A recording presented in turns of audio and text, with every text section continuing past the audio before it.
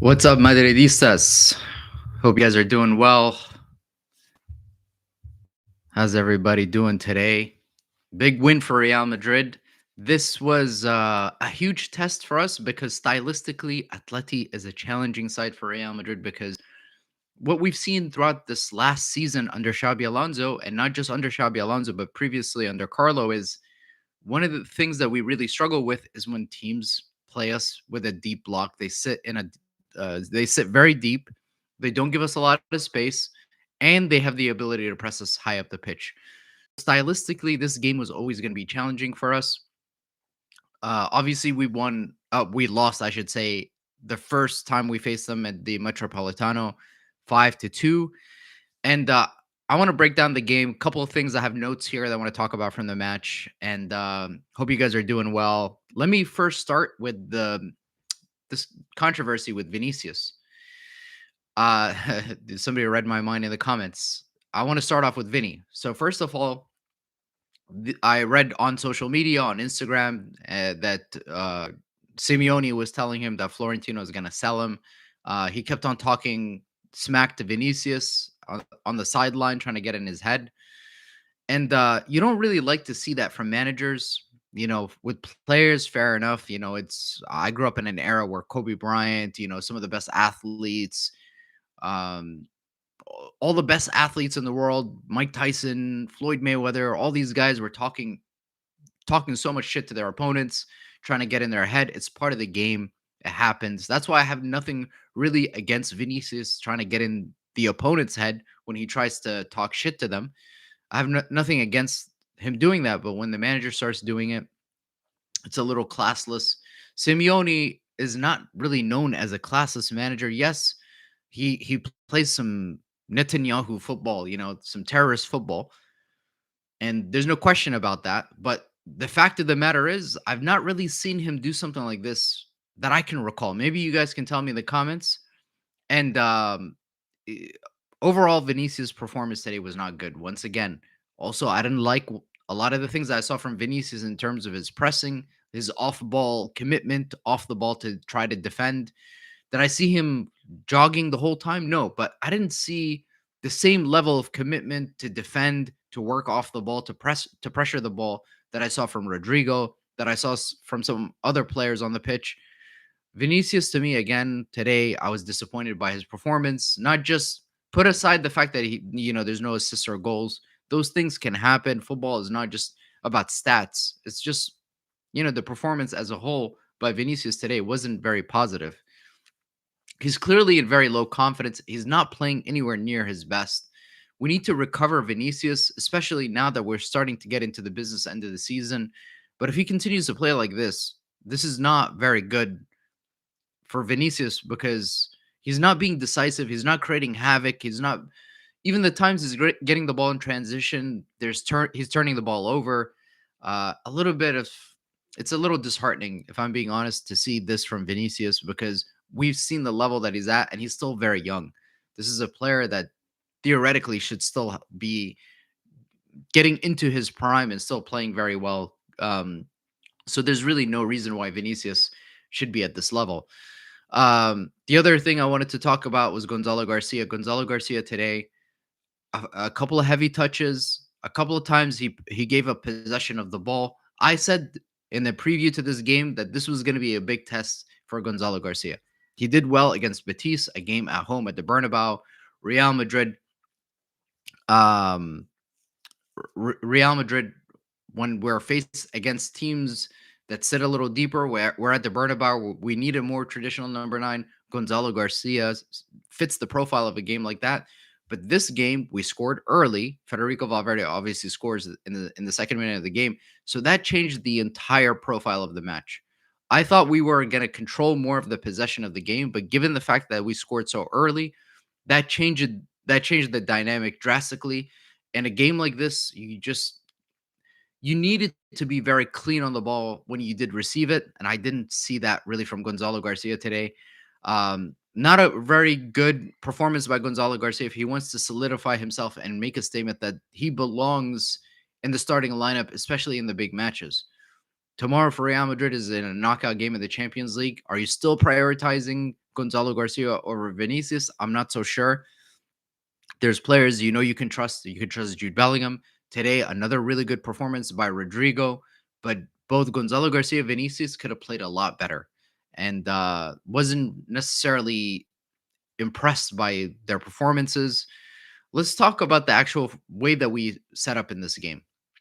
We played with a double pivot, Chouameni and Camavinga. Now, one of the issues that I personally observed in this game is that Real Madrid just struggled to hold onto the ball. We were under pressure practically for the majority of the game, and they kept on attacking us on that left hand side where Alvaro Carreras was playing. And we, before the game, if you asked me, is Sorloth going to score a header in this game? I probably would have told you yes. And we just somehow could not stop it from happening. And part of the reason for that is we just could not hang on to the ball. Every time we would win the ball back.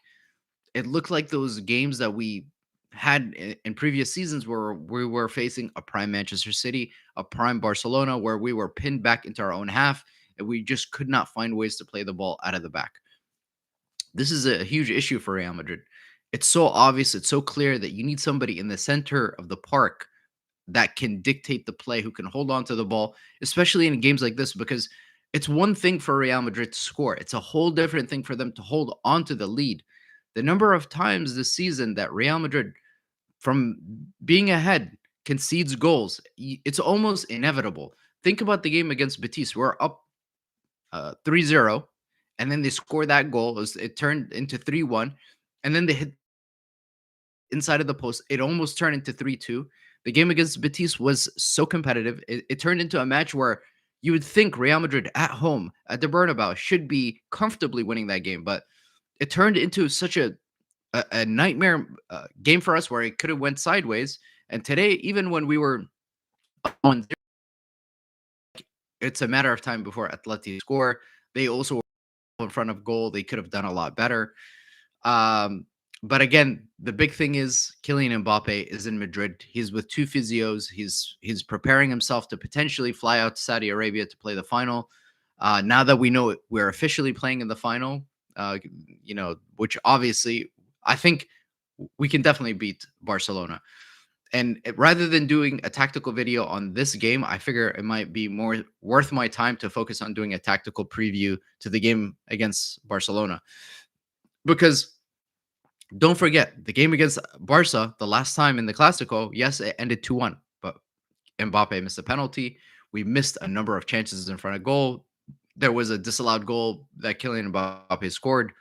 And to be frank, could have ended 4-5-1 easily. And the goal that Barca did score in the game was a giveaway by Arda Güler. He basically handed them their only goal. So let's see what happens. Lamine Yamal was on the bench for Barcelona. He's obviously going to start in the game on Sunday.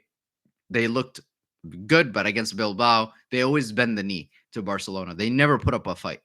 And it's also Atletico Madrid, or Atleti, I should say.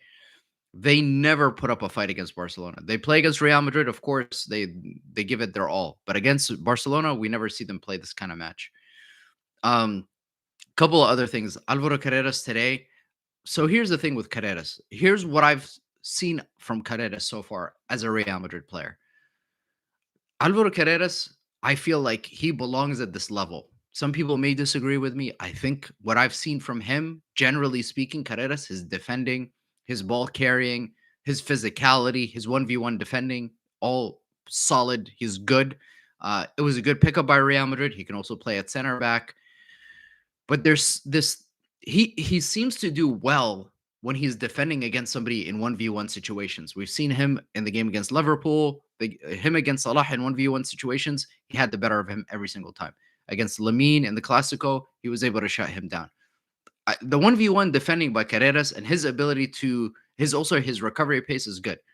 But when there is passes, and he seems to have this sort of gap where when there's passes played behind him, when there's he I don't know, he has this how do I say it? He loses concentration sometimes, I feel like. And if there are overlapping runs on his side and teams try to target him, They seem to have a lot of success with Carreras. And it was the same thing in the El Derby that took place 3 months ago. It was the same thing on his side. He was exploited, and it's not because he's not good in 1v1 situations. He is good in 1v1 situations, but he sometimes has this lapse of concentration. Um, I don't know what's going on with Alvaro Carreras in terms of his defending, but let's hope that that's something that Shabi Alonso can figure out, because obviously today the defending was much better. We didn't concede 5 goals. We didn't allow a number of crosses into our box, so that was very positive. And the other thing I want to talk about as well is Eduardo Camavinga. This game again, in the 8th minute of the game, uh, Raul Asensio tries to play this line breaking pass out of the back, and he gifts Atleti the ball. There was a couple of sequences where Camavinga was carrying the ball out of the back, and then he turned himself into pressure. He turned the ball over to Atleti, and we were then under pressure. A little bit of those decision making, it just felt like we were trying to force some of those things too many times in the game. The only player that I can think of who consistently was able to progress the ball forward with his ball carrying and not give it up, although there was a few sequences where he did lose the ball, was Jude Bellingham. I liked what I saw from Jude when he moved into a deeper zone, and this is something that I have a feeling we're going to see more and more. Obviously, when we wanted to shut down the game, especially when Shabi Alonso noticed that Carreras' side was being targeted by Atleti, he brings on both Ferland Mendy and Fran Garcia. Obviously, Fran Garcia brings a lot of energy. He presses the ball high. He makes it very difficult for the opposition because he's constantly making those runs to pressure the ball high up. He makes it very challenging for them. Ferland Mendy has that experience defensively. The season, not last season, but the season prior, it was Leroy Sané who completed the first successful dribble against Ferland Mendy, and that took place all the way down in April. So again, our prime Ferland Mendy, you can recover him not even at his prime, but 80%. He's very serviceable in games like this where you need to close out the game. Um, and yeah, and just looking at one of the comments about Carreras's contributions to Vini, this is something I noticed time and time again. Carreras constantly makes the overlapping runs, but he never receives the ball by Vinicius. Vinicius gets he demands the ball quickly by Carreras. He demands the ball quickly. He receives it every single time Carreras makes that overlapping run. He's not found whatsoever. And so that's why I do feel Carreras can contribute a lot more, and he can build up his confidence a lot more. But every single time he makes those overlapping runs to create a little bit of space, he's not found. And so I think that's part of the issue that Carreras has is, to be honest, Vinicius, when he's not playing well, there's some players when they're not at their best, at least they're contributing and they're helping their teammates. They're still doing a lot of the work off the ball. Like, for example, Jude Bellingham, even when he's not at his best in front of goal, he's doing so much for you out of possession. But that's something that we need to figure out, because every elite side in Europe utilizes their fullbacks. Today we saw Federico Valverde contribute. Obviously, he was immense today, played really well at right back. If he continues to play like this, by the way, he had a cross in the second half, which I felt like it was an Alexander Arnold cross. He whipped it to the back post, and he tried to find Vinicius on it. Vinicius completely missed the path of the ball. And he looked at Jude Bellingham, and Bellingham, I remember, looked at him and said, "What's going on? Why didn't you attack that ball?"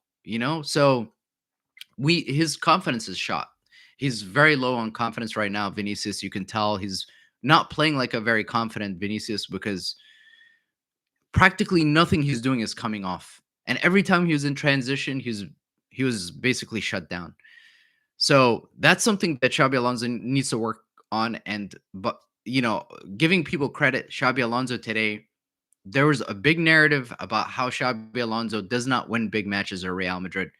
The game against Liverpool, the game against PSG, then there's a number of matches that Real Madrid, all the big matches, we practically were not able to win. Obviously, the earlier game, El Derby, in 3 months ago.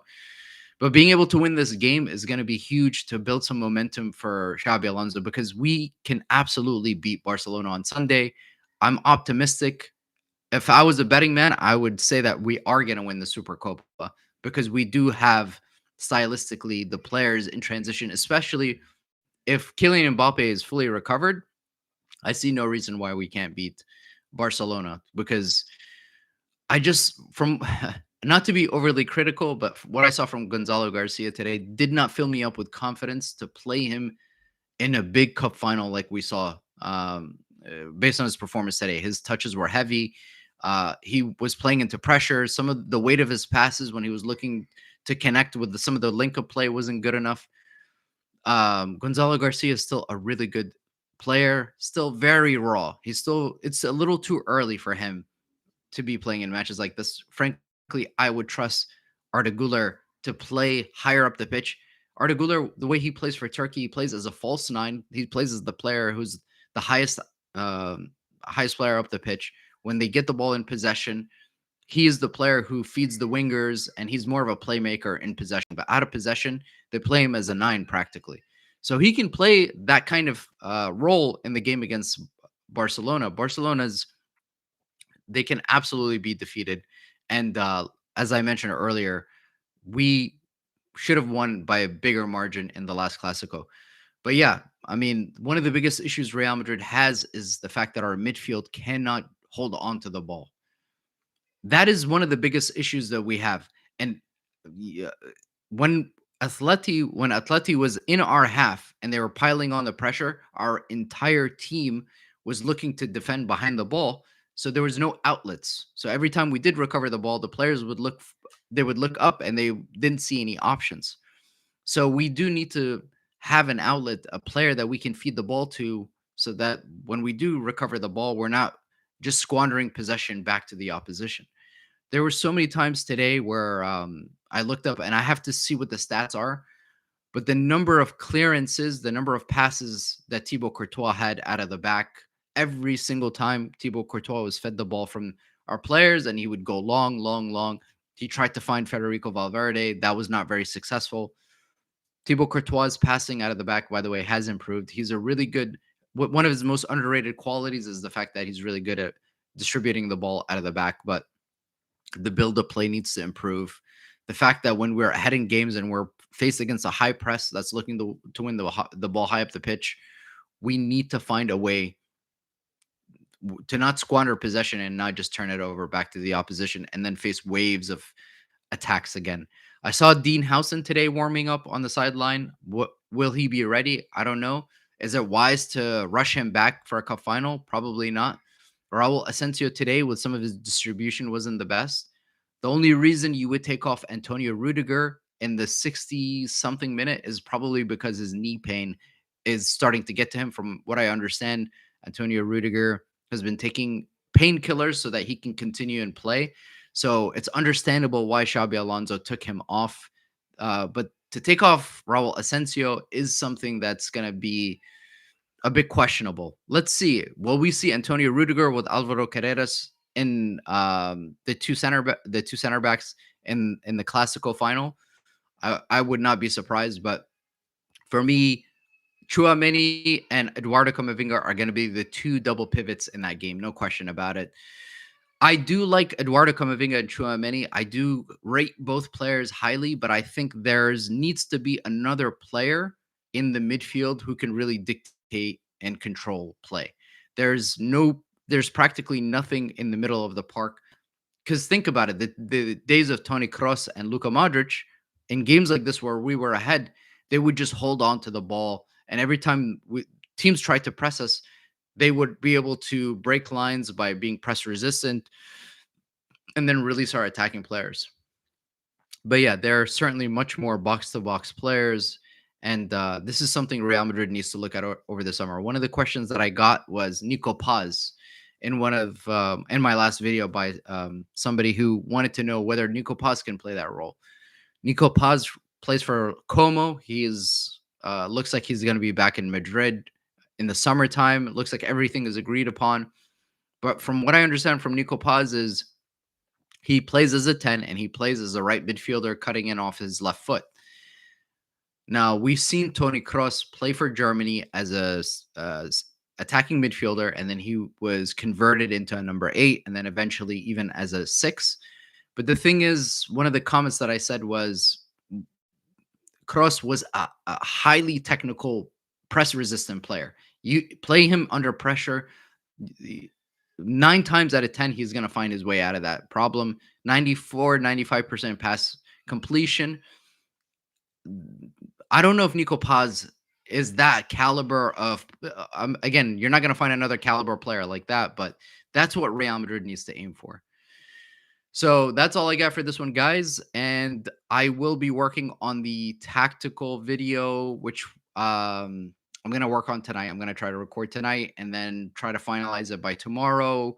I also have a podcast that I'm dropping with the boy tomorrow, previewing the game against Barcelona. So I'm going to work on that tonight and then tomorrow, and then look to post that video, the tactical video. So previewing the game against Barcelona on Sunday. And I'll do my best also to do a watch along on Sunday. But certainly agree about the center backs comment. And Angelo Stiller from my Angelo Stiller, who plays in Germany, he plays for Leipzig. I did a scouting report on him. It's on my YouTube channel. You can see it. Stiller is a really good player. He lacks a little bit of what Real Madrid needs from a creativity perspective. Is he a good? Could he play in a double pivot? Yes, but believe it or not, I still rate Zubamendi higher than him, because Zubamendi, if you looked at Zubamendi's stats in terms of his long range passing, short range passing, press resistancy, a number of his different stats and qualities that Zubamendi had, he was not really excellent in anything. But the one quality that Zubamendi did have was he's very good in tight spaces. And overall, his pass completion was pretty decent. I think it was in 84 to 86% was his pass completion ratio, which is really good. And he's really good in tight spaces. I think that's what Real Madrid needs. They need a player who can receive the ball in tight spaces and have a pretty good pass completion ratio, and not to turn the ball over in bad zones. So I don't know what that player looks like. From what I've seen from Angelo Stiller, his defensive stats were a lot better than his creative stats. So where you're going to get from a guy like Stiller is a much better defensive quality out of the possession. He's very good in terms of winning the ball back. He's a good physical presence, but I don't think he's a Stiller. It's yet to be seen if he's going to be a Real Madrid quality player. I personally have been scouring and looking at different options, and Adam Wharton, all these other players. There's no clear answer. There's no clear player in the market who's realistic that Real Madrid could get. One player I would have loved for us to go for that we didn't go for because he was available, who I think could have played in that position, was Joshua Kimmich, because Joshua Kimmich can not only play a right back, but Joshua Kimmich can play in the middle, and he has the mentality, he has the experience. He's a player that you can bring into Real Madrid, and he can make an impact. Look, and not everyone's going to agree with my opinion, but that's my personal opinion. Joshua Kimmich, from what I've seen from him, ball progression, distribution, press resistancy, experience, he checks off a lot of boxes. Um, but yeah, so I'm gonna work on this video, and I'm gonna do my best to get it out to you guys early tomorrow, the tactical video on the Barca Classico. So that's all I got for this one. We got a huge win today. Let's celebrate, and I'm glad Shabi Alonso got this win, because I want to see him succeed at Real Madrid, and I don't want to see Shabi Alonso not succeed and fail, because if he fails, then Real Madrid fails, and um, I'm still convinced Shabi Alonso could do great things at this football club and win big titles. I'm not ready to call off Shabi Alonso yet. I just think he needs a little bit more time and backing. And if certain players don't want to get on the program and want to complain every single time and not press the ball, you guys know who I'm talking about, then, Real Madrid has some really difficult decisions to make in the summertime. That's all I got. But all I say is Joshua Kimmich is better than you think, man. I rate him. See you guys.